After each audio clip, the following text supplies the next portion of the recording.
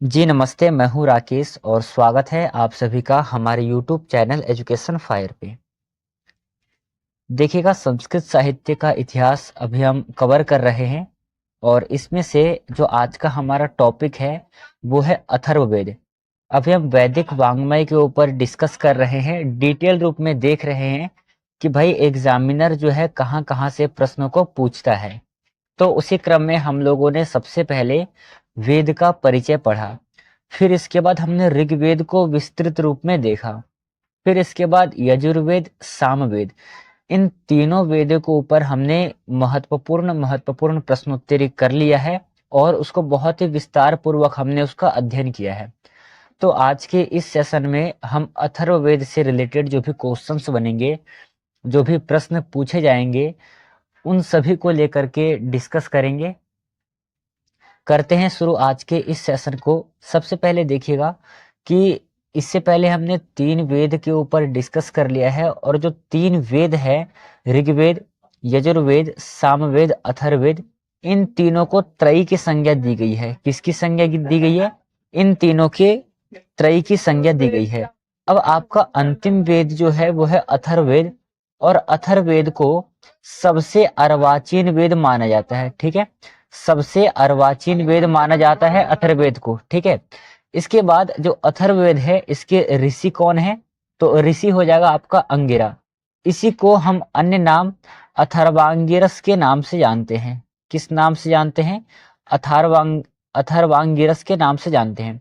जो अथर्ववेद है इसका ऋत्विक हो जाएगा ब्रह्मा और जितने भी ऋत्विक हैं सभी के 3-3 सहायक है। मतलब कि ऋग्वेद के जो ऋत्विक है, यजुर्वेद, सामवेद, अथर्ववेद, चारों के जो ऋत्विक है उन ऋत्विकों की 3-3 सहायक है।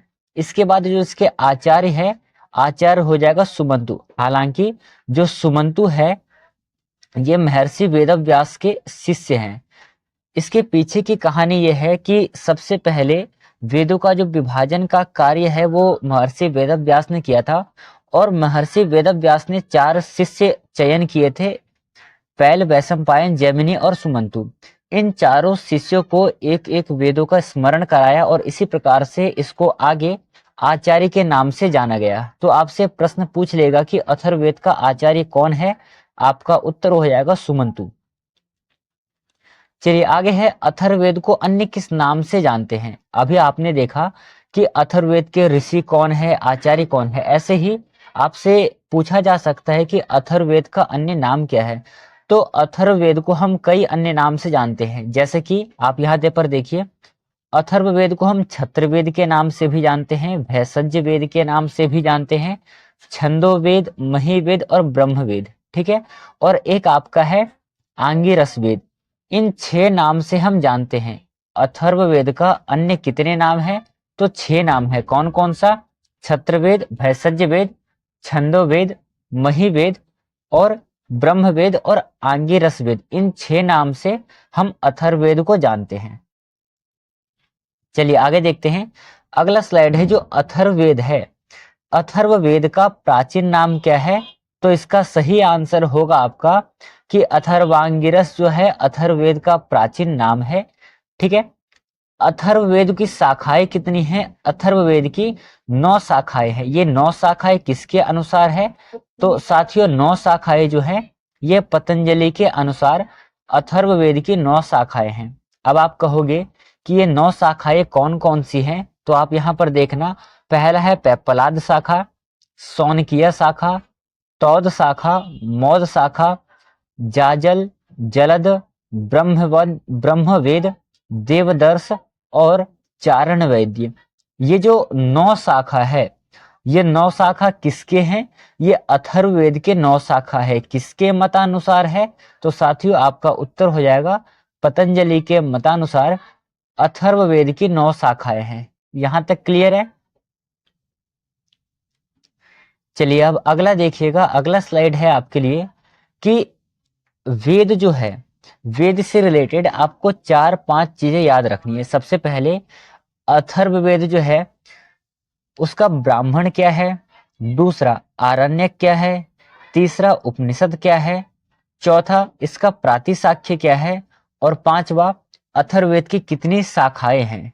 ठीक है, ये 5 चीजें आपको वेदों से रिलेटेड याद रखना है, चाहे कोई सा भी वेद हो, ऋग्वेद, यजुर्वेद, सामवेद, अथर्ववेद, कोई सा वेद हो, इन सभी वेदों में से आपको ब्राह्मण, आरण्यक, उपनिषद, इसके प्रातिशाख्य और जाकर के इसकी जो शाखाएं हैं वो आपको याद रखना है।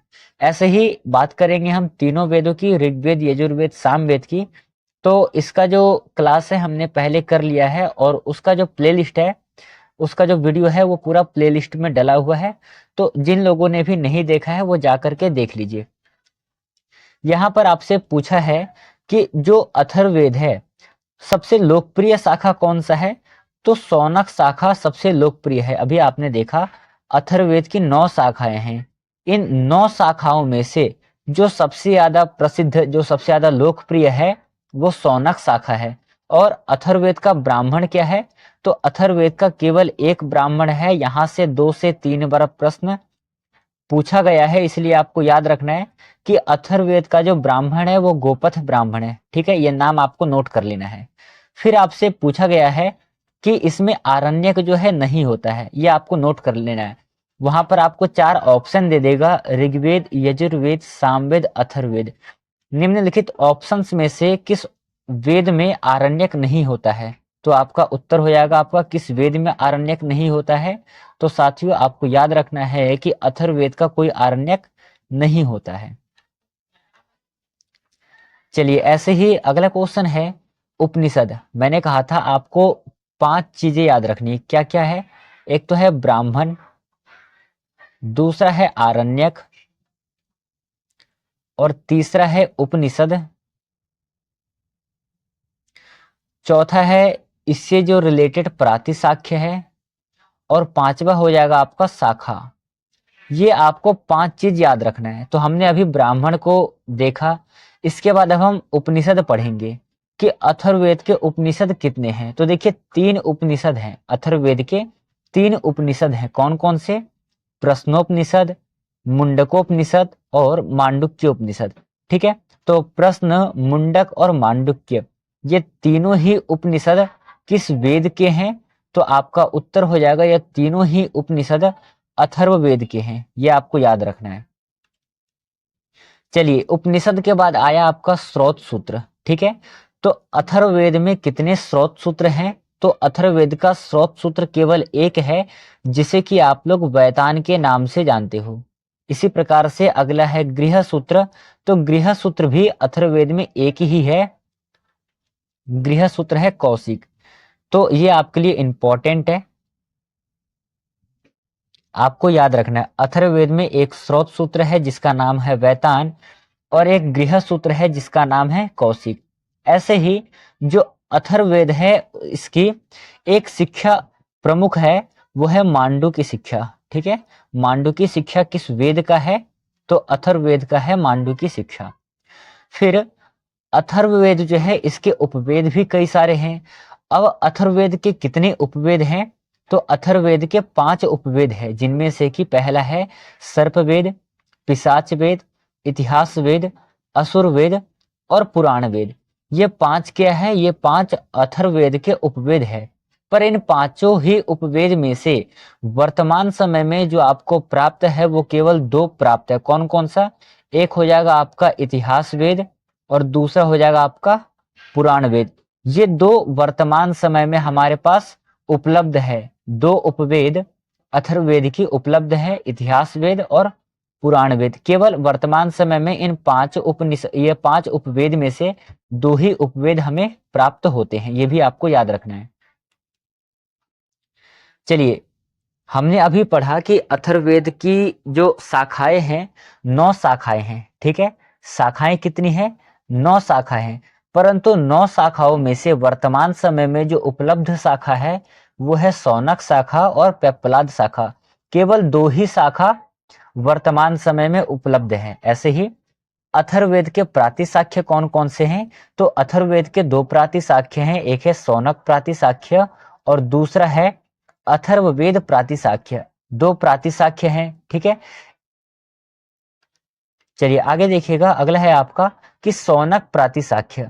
ठीक है, अभी आपने पढ़ा था कि सर्वाधिक जो लोकप्रिय शाखा है सर्वाधिक जो लोकप्रिय शाखा है वो कौन सा शाखा है? शौनक शाखा सर्वाधिक लोकप्रिय शाखा है। शौनक शाखा में 20 कांड है। कितने कांड है? 20 कांड है। मोस्ट इंपॉर्टेंट क्वेश्चन है। और इसमें सूक्तों की संख्या कितनी है? तो सूक्तों की संख्या इसमें 730 सूक्त है। इस हिसाब से यदि आप 20 कांड में से सबसे बड़ा कांड देखोगे शौनक शाखा का, अथर्ववेद का, तो ये हो जाएगा आपका 20वां कांड जो है सबसे बड़ा है, और सबसे छोटा कांड जो है वो 17वां कांड सबसे छोटा है। पर इसमें जो मंत्रों की संख्या है, ठीक है, अथर्ववेद में मंत्रों की संख्या कितनी है? तो अथर्ववेद में मंत्रों की संख्या है 5987 मंत्र है। ठीक है, ये भी आपको याद रखना है। 5987 ये अथर्ववेद में कुल मंत्र है। सबसे बड़ा कांड है आपका 20वां कांड, सबसे छोटा कांड है 17वां कांड। शौनक शाखा में 20 कांड है और 730 सूक्त है। चलिए अगला देखिएगा। आगे है, अभी आपने पढ़ा है कि अथर्ववेद में कितने कांड हैं? तो 20 कांड है। ये जो 20 कांड है इसमें से कई कांड प्रमुख है, जैसे कि आपका ये देखना 11वां कांड। ठीक है, 11वां कांड इसलिए प्रसिद्ध है क्योंकि इसमें ब्रह्मचर्य सूक्त का वर्णन है। ठीक है, ब्रह्मचर्य सूक्त का वर्णन किस कांड में है? 11वें कांड में है। और किस वेद में है? तो यह आपका उत्तर हो जाएगा अथर्ववेद में है। ऐसे ही जो भूमि सूक्त है, भूमि सूक्त का वर्णन किस कांड में है? 12वां कांड में है। और किस वेद में है? तो इसका भी आपका उत्तर हो जाएगा अथर्ववेद में। यहां तक क्लियर है? आगे है जो अथर्ववेद का 15वां कांड है, उसे हम किस नाम से जानते हैं? तो ब्रात्य कांड के नाम से हम अथर्ववेद के 15वें कांड को जानते हैं। तो ये सभी क्वेश्चन आपके एग्जाम के लिए इंपॉर्टेंट रहेगा, चाहे आप किसी भी एग्जाम की तैयारी करते हो, क्योंकि जो बच्चे संस्कृत की तैयारी करते हैं उसे पता है कि जो संस्कृत साहित्य का इतिहास ये वाला टॉपिक है वो हर एक एग्जाम में पूछे जाते हैं। इसलिए आपको क्या करना है, सीरियल वाइज आपको पढ़ते हुए चलना है, बहुत ही विस्तार रूप में पढ़ेंगे, ताकि यदि हमें वन लाइनर क्वेश्चन भी आ जाए तो उसे हम बड़े ही आसानी से कर पाए।